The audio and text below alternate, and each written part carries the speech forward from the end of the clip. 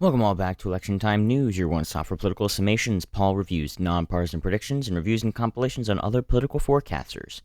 Today is Saturday, September 28th, 2024, and today I'm going to be updating the presidential map just based on the Polymarket odds for the 2024 presidential election. I will be using my 5-scale coloring schemes for 10 percentage point steps. However, they will be maxing out at 100, so any 50-50 splits will be pure toss-up. If you like content like this, make sure to subscribe. I'll be giving weekly updates on the presidential election predictions on Tuesdays, leading all the way up to a video with my final prediction the day before Election Day, as well as periodic updates on Senate races, like the video that came out yesterday. Make sure to check that out if you haven't already.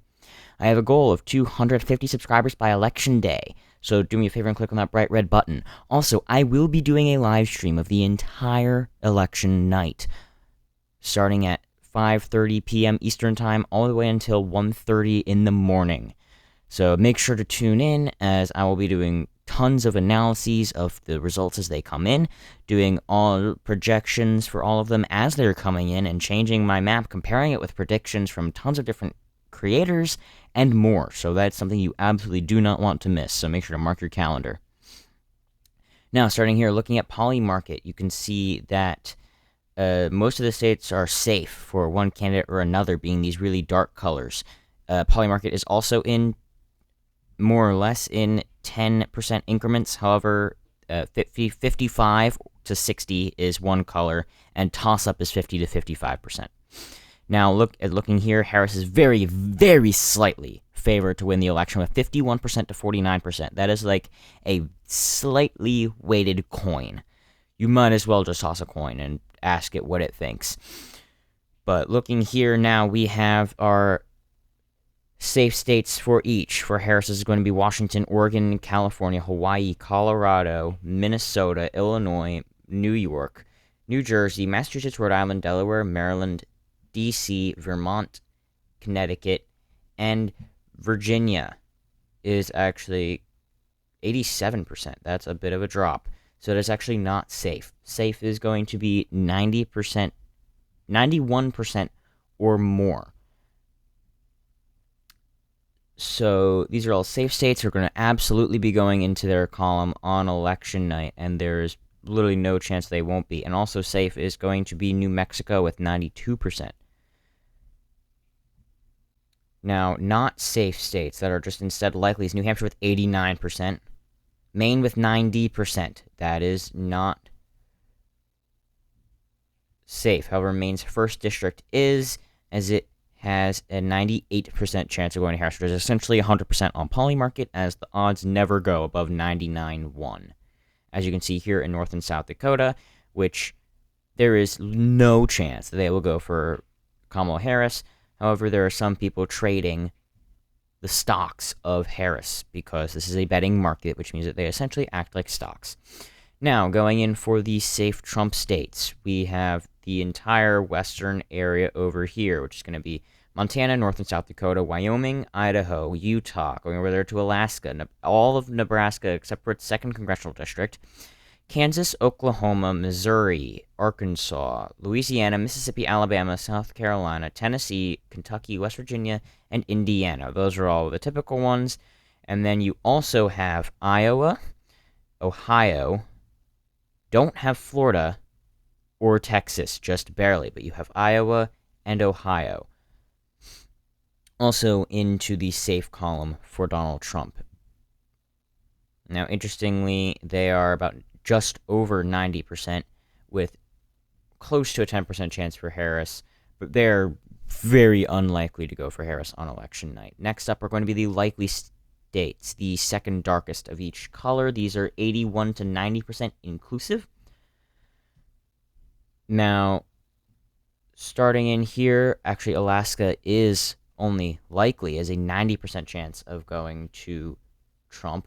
Texas, Florida, those are Maine's 2nd congressional district as well. So looking at all of these odds, we have Texas at 89%, Florida with 83%, Maine's 2nd congressional district with 82%, and then, of course, Alaska with 90%.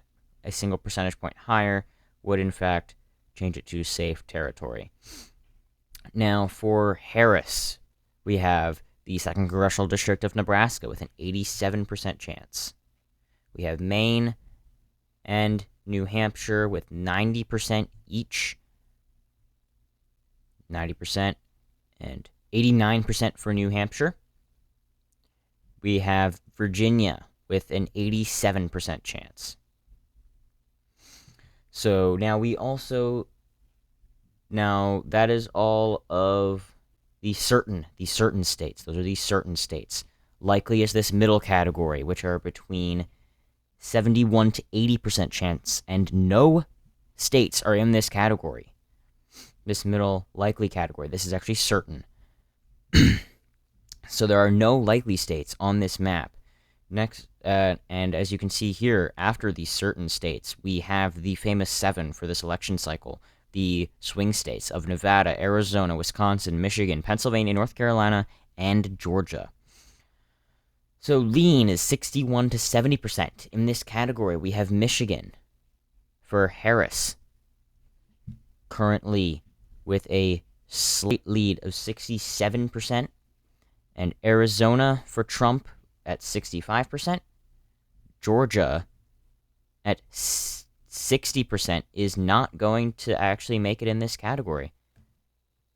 So looking here now, we just have Arizona for Trump. Now, tilt states.